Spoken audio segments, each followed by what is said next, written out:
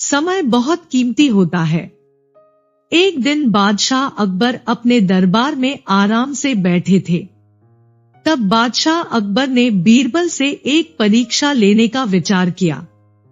बादशाह अकबर बीरबल से कहते हैं, तुम जाओ और इस राज्य के सबसे बड़े मूर्ख 4 लोगों को ढूंढ लाओ।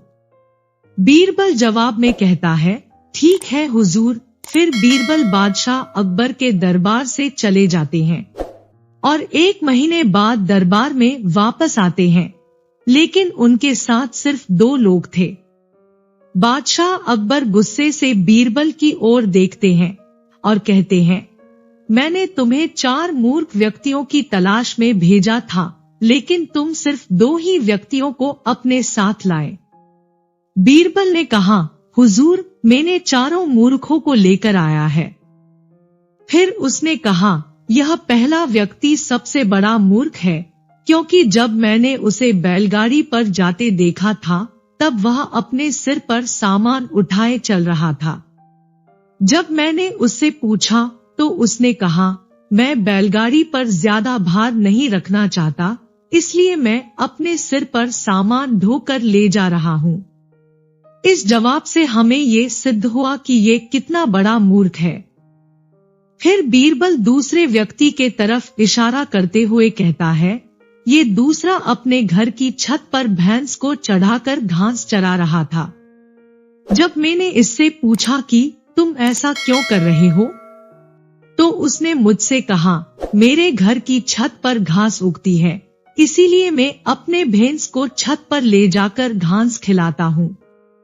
बीरबल ने कहा, ये व्यक्ति जो अपनी छत पर उगी हुई घास काटकर नीचे ले जा सकता था, पर वह अपनी भैंस को ही छत पर ले जाता है, तो इससे बड़ा मूर्ख कौन हो सकता है?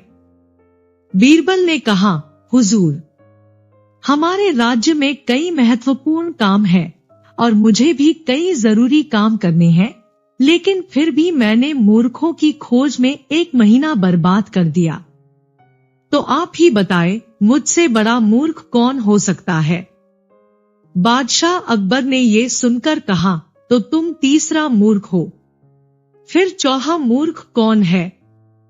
बीरबल मुस्कुराकर जवाब दिया, हुजूर, आपको पूरे राज्य की जिम्मेदारी है और राज्य का काम बुद्धिमान लोगों को सौंपा जाता है, फिर भी आपने मुझे मूर्ख ढूंढने के लिए भेजा है, तो आप चौथे मूर्ख हुए ना।